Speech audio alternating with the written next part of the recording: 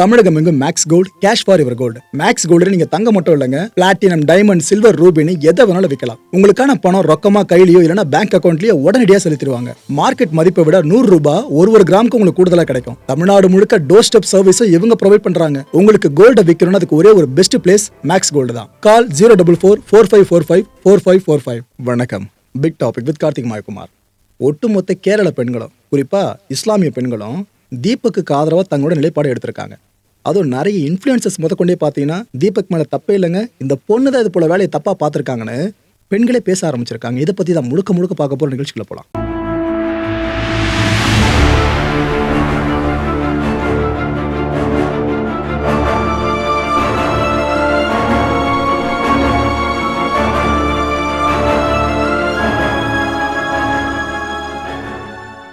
ஒரே ஒரு வீடியோ வெளியாச்சு, அவ்வளோதான், ஒரு உயிர் போயிடுச்சு. ஷிம்ஜிதா பண்ண வேலையால் தீபக்கோட உயிர் போயிருந்துச்சு.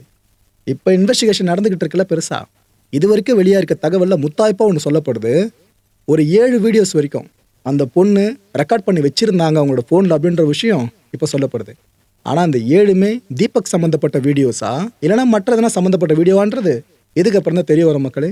கேரள ஊடகங்கள், பத்திரிகைகள் மத்தியில் பெரும்பாலும் பேசப்பட்டு இருக்கிறது இப்போதைக்கு இந்த விஷயத்தை பற்றி தான். ஆனால் இதுக்கு மத்தியில் சோஷியல் மீடியா ட்ரையல் இருக்குல்ல, முன்பொரு காலத்திலாம் பார்த்தீங்கன்னா மீடியா ட்ரையல் மட்டும் தான் இருந்துச்சு. ஆனால் இப்போ சோஷியல் மீடியா ட்ரையல், அதான் சோஷியல் மீடியாலேயே இந்த ஒரு விஷயம் சார்ந்து இதுதான் நடந்திருக்கோ இது நடந்திருக்காதுன்னு ஒரு முடிவுக்கு நம்ம ஒரு தீர்ப்பை கொடுக்கறது, புரியுதா? அது இப்போ பீக்கில் இருக்குங்க. ஏன்னா இந்த கான்டென்ட் ஆரம்பிச்சது சோஷியல் மீடியா பேஸ் பண்ணி தான். அந்த பொண்ணு போட்டது இந்த வீடியோவை அந்த பொண்ணோட ரீச் காரணமாக தான் சொல்லிட்டு பல குற்றச்சாட்டு இருந்துச்சுல. ஸோ சோஷியல் மீடியாவில் ட்ரையல் வரதையும் யாராலையும் தடுக்க முடியல. இந்த நேரத்தில் கேரள மக்கள்லாம் இருக்காங்களே, சாமானிய மக்கள், அவங்க கேரளாவில் இருக்க இஸ்லாமிய பெண்கள் இவங்க முதற்கொண்டு எல்லாருமே தீபக் பக்கம் தங்களோட ஸ்டாண்டை ரொம்ப ரொம்ப ரொம்ப பெருசாக எடுத்திருக்காங்க. அவன் கேரளாவில் வயசு வித்தியாசம் இல்லாமல் பெண்கள் எல்லாருமே தீபக் மேலே தப்பு இல்லைங்க, அந்த பொண்ணு செஞ்சதான் தப்பான விஷயம்னு கோவப்பட்டு பேசுகிறாங்க. மொழி புரியாதுன்னு நினைக்காதீங்க தமிழ்நாட்டு மக்கள், கண்டிப்பாக அவங்களுக்கு புரியும் அவங்க பேசுறது. ஏன்னா எமோஷன் எல்லாருக்கும் ஒன்று தானே. അവൻ എന്തൊരു ചെയ്ത് അവളല്ലേ അവന്റെ അടുത്ത് പോയി നിന്നത്. അവൻ ബസ്സിൽ അവൻ ഇങ്ങനെ നിന്ന സമയത്ത് അവന് തട്ടി തട്ടി തട്ടി അവന്റെ ജീവിതം തൊളിച്ചില്ലേ. ആ കൊച്ചുങ്ങൾ അവന്റെ ഭാര്യയ്ക്ക് മക്കൾക്ക് ആരിയ്ക്കുന്നു. ഇങ്ങനെയുള്ള കുറെ എണ്ണം കിടന്നാൽ മതി. മുസ്ലിം ആയിരുന്നാലും ഏത് ജാതി ആയിരുന്നാലും ശരി തന്നെ, മനുഷ്യത്വം എന്ന് പറയുന്നൊരു സാധനം വേണം. ഇങ്ങനെയുള്ളവളെയൊന്നും വെളിയിൽ ഇഞ്ഞ് കാണിക്കരുത്, അതേ നമുക്ക് പറയാനുള്ളൂ.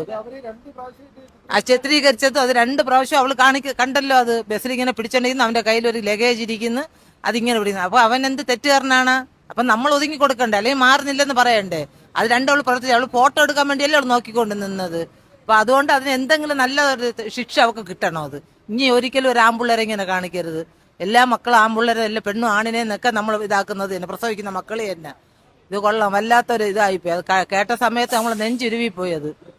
അതുകൊണ്ട് ഇനി എന്ത് വന്നിരുന്നാലും ശരി തന്നെ, ഇങ്ങനെ ഒരിക്കലും ഒരു പുരുഷന്മാർക്ക് ഉണ്ടാവരുത്. ഇനി പുരുഷന്മാർ ചെയ്യുന്നത് ശരി തന്നെ, അതും തെറ്റ് തന്നെയാണ്. എന്നിരുന്നാലും ഇതൊരു പാവം. நிறைய பெண்களும் ஷிம்ஜிதாவுக்கு எதிராக பேசுறதை நீங்கள் பார்த்துருப்பீங்க. ஷிம்ஜிதாவுக்கு எதிராக சாப்பிட்றத பார்த்துருப்பீங்களா? அப்படி ஒன்று நடந்திருக்கீங்க. என்னன்னா, கேரளா இருக்க ஒரு பெண்மணி இவங்க ஷிம்ஜிதாவோட அரெஸ்ட் இருக்குல்ல, இதை கொண்டாடுற வகையில் அவங்களுக்கு அவங்களே விருந்து வச்சு அதை செலிப்ரேட் பண்ணாங்க. ആഹ്ലാദിക്കുവിൻ. ഇത്രയും ദിവസം ഞാനേ ഭാഷണം തിന്നണ വീഡിയോ എടുത്തത് എന്തിനാണെന്നറിയോ? റീൽസിന് വേണ്ടിയിട്ട്. ഇന്ന് ഞാൻ മനസ്സ് നിറഞ്ഞ് സന്തോഷിച്ച് തിന്നാൻ പോവാണ്. എന്താണെന്നറിയോ? ഒരുത്തേ നല്ലൊരു ചങ്ങായിനെ മനസ്സ് മുട്ടിച്ച് കൊലക്ക് കൊടുത്തിട്ടേ ഒളിവില് കഴിച്ചിരുന്നു. ഓളെ അറസ്റ്റ് ചെയ്ത ദിവസമാണ് ഇന്ന്. നമ്മൾ മലയാളികൾ ആഘോഷിച്ചിട്ടെങ്കിൽ വേറെ എന്നാണ് നമ്മൾ ആഘോഷിക്കുക? അതുകൊണ്ട് ഞാൻ തിന്നുകയാണ് മക്കളെ. ബിസ്മില്ലാഹിർ റഹ്മാനിർ റഹീം.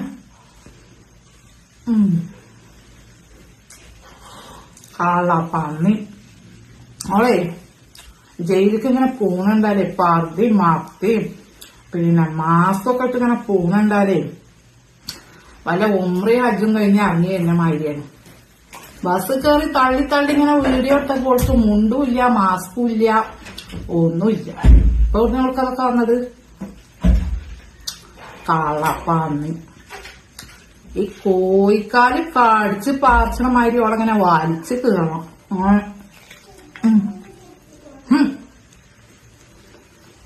ഇപ്പോഴെങ്കിലും ഞാൻ പറഞ്ഞിട്ടില്ലേ എന്താണ് ഞാൻ തിരിച്ചെത്താത്തായിട്ട് കാര്യം. അപ്പൊ ഭക്ഷണം എല്ലാം കഴിഞ്ഞു. ഇനി നമുക്ക് കുറച്ച് മധുരാവാം. അതും ആസ്വദിച്ചിട്ട് തന്നെ കഴിക്കട്ടെ.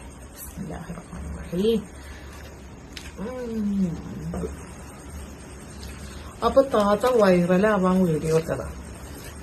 അപ്പൊ എന്തുണ്ടായി?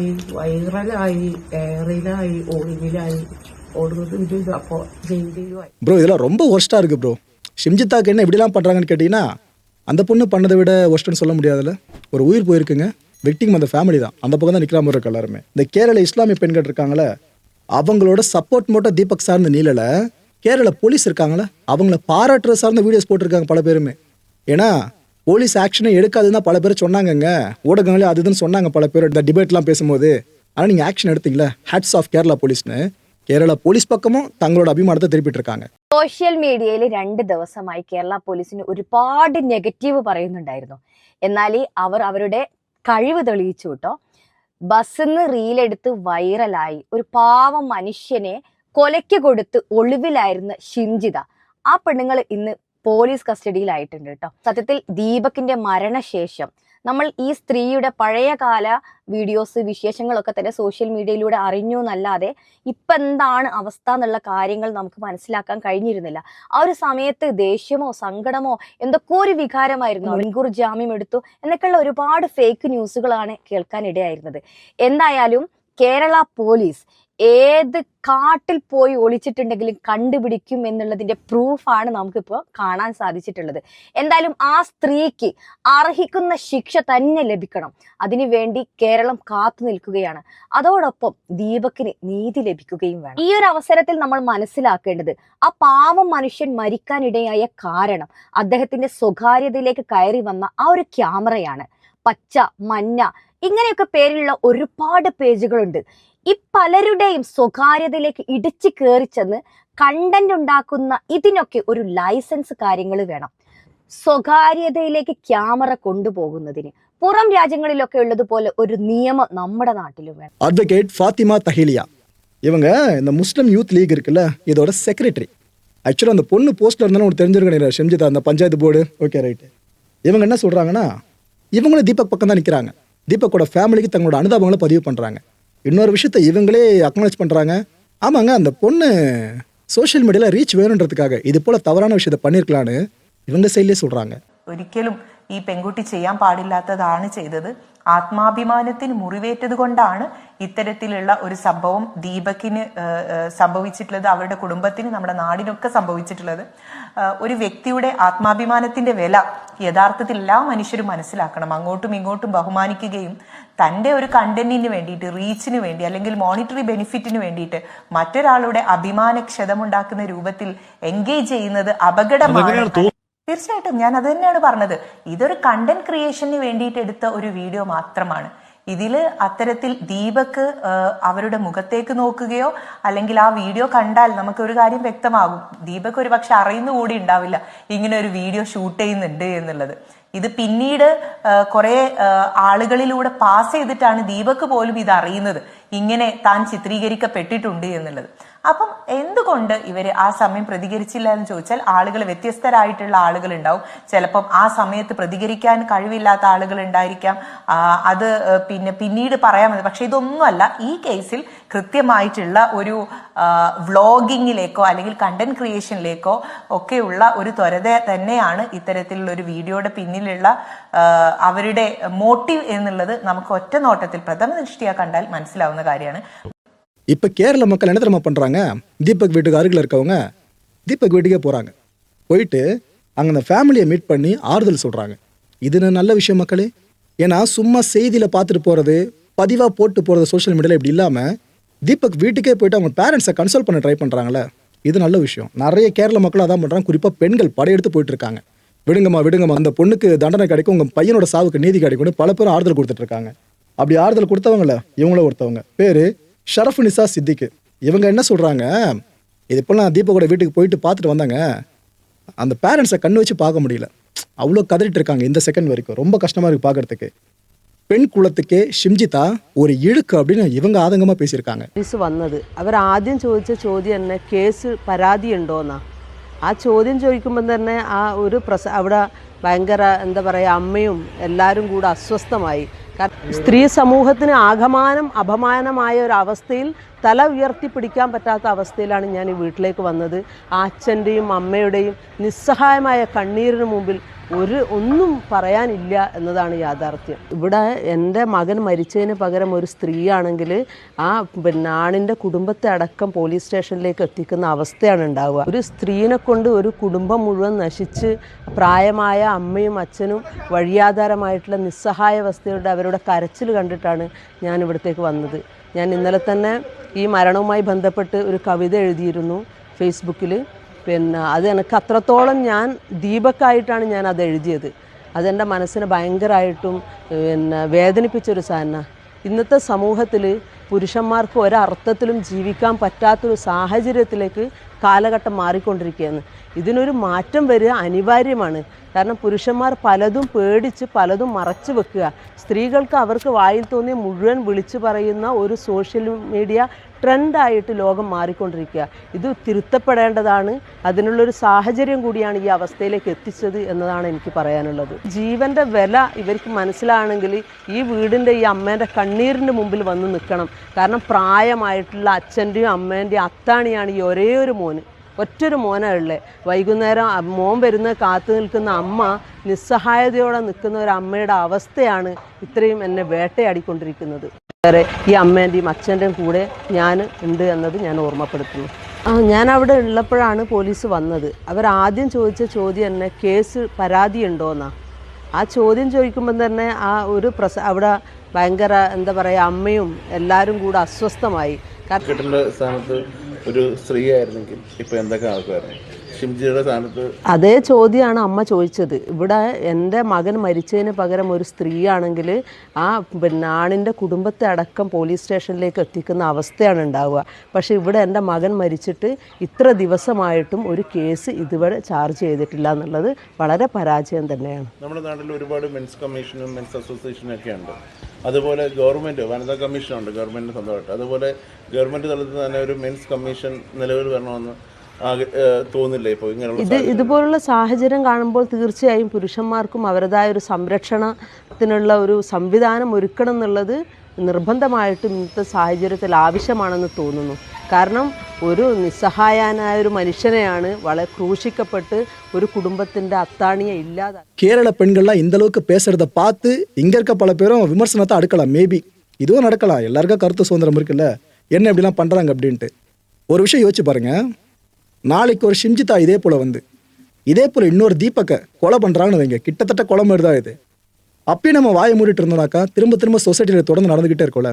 மேபி அப்படி நினைச்சவங்களே என்னவோ இந்த கேரளா இருக்க பெண்கள்லாம் இந்த அளவுக்கு இழந்து இருந்திருக்காங்க. இதுக்கப்புறம் இது போல ஃபேக் அலிகேஷன் யாருமே முன்வைக்க கூடாது. இந்த விமன் கார்டை தப்பான விஷயங்களுக்கு பெண்கள் பயன்படுத்தக்கூடாதுன்றதுக்காக தான் அங்கே அவ்வளோ பேர் கிளர்ந்துருக்காங்க. வீடியோ மேலே வீடியோவாக போட்டுட்டே இருக்காங்க. ആ വീഡിയോ പോസ്റ്റ് ചെയ്യണ്ടായിരുന്നു എന്ന് തോന്നുന്നുണ്ടല്ലേ? ഒരു നിമിഷം, ഒരൊറ്റ നിമിഷം ആ വീഡിയോ പോസ്റ്റ് ചെയ്യുന്നതിന് മുൻപ് ആലോചിക്കണമായിരുന്നു.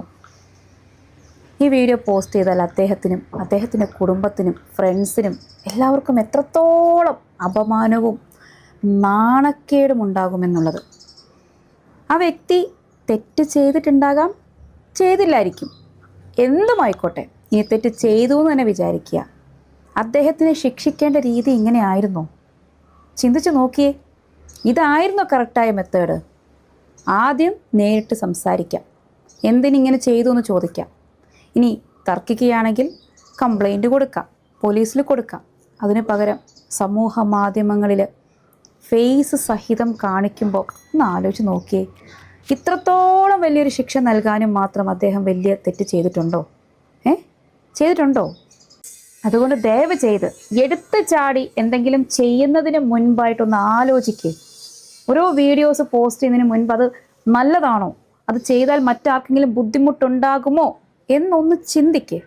ഇപ്പം ഈ ഒരു സ്ത്രീ മാത്രമല്ല, മറ്റ് പലരും വീട്ടിലൊരു പ്രശ്നം ഉണ്ടായാലും എന്തുണ്ടെങ്കിലും ഉടനെ ചാടിക്കേറി ഒരു വീഡിയോ ചെയ്യും. പിന്നീട് ഫാമിലിയിലെ പ്രശ്നങ്ങളെല്ലാം സോൾവ് ആകുകയും ചെയ്യും. അവർ ചെയ്ത വീഡിയോ ആളുകളെല്ലാം കണ്ട് അവർക്ക് കിട്ടേണ്ട എല്ലാ ബെനിഫിറ്റ്സും കിട്ടി മറ്റുള്ളവർക്ക് ബുദ്ധിമുട്ടുണ്ടാവുകയും ചെയ്തിട്ടുണ്ടാവും. സോ പറഞ്ഞ വാക്ക് തിരിച്ചെടുക്കാനും കഴിയില്ല. അതേപോലെ ഇതുപോലുള്ള വീഡിയോസ് പോസ്റ്റ് ചെയ്യുകയാണെങ്കിൽ 10,000 പേര് കണ്ടു കഴിഞ്ഞാൽ പിന്നെ അവരുടെ മനസ്സിനത് മായ്ച്ച് കളയാനും കഴിയില്ല. So please. ഇപ്പൊ കേട്ട് കാണും, ഓൾമോസ്റ്റ് എല്ലാ ന്യൂസ് ചാനലും സ്പ്രെഡ് ആയിക്കൊണ്ടിരിക്കുന്നുണ്ട് ഷിംജിതേനെ അറസ്റ്റ് ചെയ്തു എന്നുള്ളത്. നമ്മളെല്ലാരും സഫർ ചെയ്ത് ഓരോരുത്തർ ഇതിന്റെ പുറകെ ഇറങ്ങി തിരിച്ച് ചെറിയ ചെറിയ ആളുകളായിക്കോട്ടെ വലിയ ആളുകളായിക്കോട്ടെ സ്റ്റോറി ഇട്ട് മെൻഷൻ ചെയ്ത് ഓരോ വീഡിയോകൾ ചെയ്ത് റിയാക്ഷൻ വീഡിയോസ് ചെയ്ത് ഇൻഫ്ലുവൻസേഴ്സ് അതിന്റെ പുറകെ നടന്നതിന് ശേഷം നമുക്ക് അറ്റ് ലാസ്റ്റ് പോലീസുകാരെ കറക്റ്റ് ആയിട്ടുള്ള ആക്ഷൻ എടുത്തിട്ടുണ്ട്. ഒളിവിലായിരുന്ന ഷിംജിതേനെ പിടിച്ചിട്ടുണ്ടെന്നുള്ളതാണ് ഇപ്പോൾ കിട്ടിയൊരു ന്യൂസ് എന്ന് പറയുന്നത്. ആള് ദുബായിലേക്ക് കയറിപ്പോയി ഒളിവിലാന്നൊക്കെ കുറെ ന്യൂസസ് വന്നിട്ടുണ്ടായിരുന്നു. പക്ഷെ വടകരയിൽ നിന്നാണ് പൊക്കിയേക്കണത്. എക്സാക്ട്ലി ഏത് ലൊക്കേഷനിൽ നിന്നാണ് എങ്ങനെയെന്ന് അറിയില്ല. കസിന്റെ വീട്ടിലായിരുന്നു എന്നുള്ളതായിരുന്നു നമുക്ക് കിട്ടിയേക്കുന്ന ഇൻഫർമേഷൻ. എനിവേ നമുക്ക് ഭയങ്കരമായിട്ട് ഹാപ്പി ആവാൻ പറ്റുന്ന മൊമെന്റ് ആണ്. ഈ ഒരു വീഡിയോ ചെയ്യുന്നതുകൊണ്ടിട്ട് നമുക്ക് പ്രത്യേകിച്ച് എന്തെങ്കിലും ഗുണങ്ങളുണ്ടോ എന്ന് ചോദിക്കുന്നവരോട് പ്രത്യേകിച്ച് ഗുണങ്ങളൊന്നുമില്ല.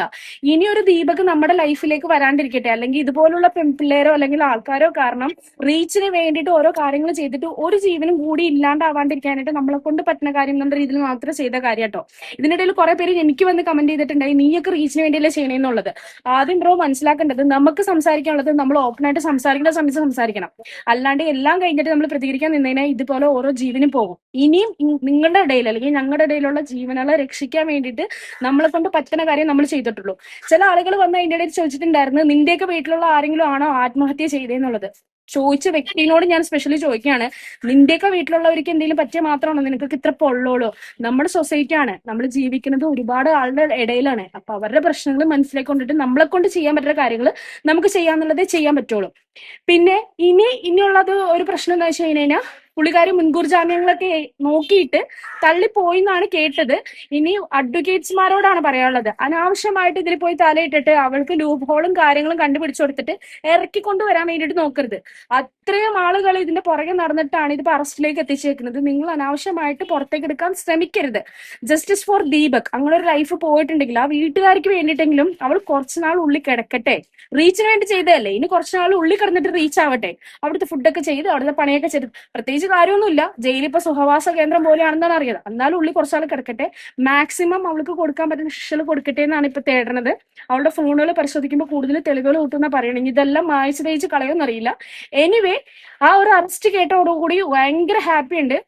നമ്മളെല്ലാരും ഒറ്റക്കെട്ടായിട്ട് ഇന്ന് റിയാക്ട് ചെയ്തതിന്റെ ഒക്കെ ഒരു റിസൾട്ടായിട്ട് പോലീസുകാർ അത്രയും കഷ്ടപ്പെട്ട് കണ്ടുപിടിച്ചൊരു കാര്യമാണ്. പുറത്തേക്ക് പോവാണ്ടിരുന്നു, ആളെ കിട്ടി, ആളെ ഇപ്പൊ കൊണ്ടുപോയിട്ടുണ്ട്.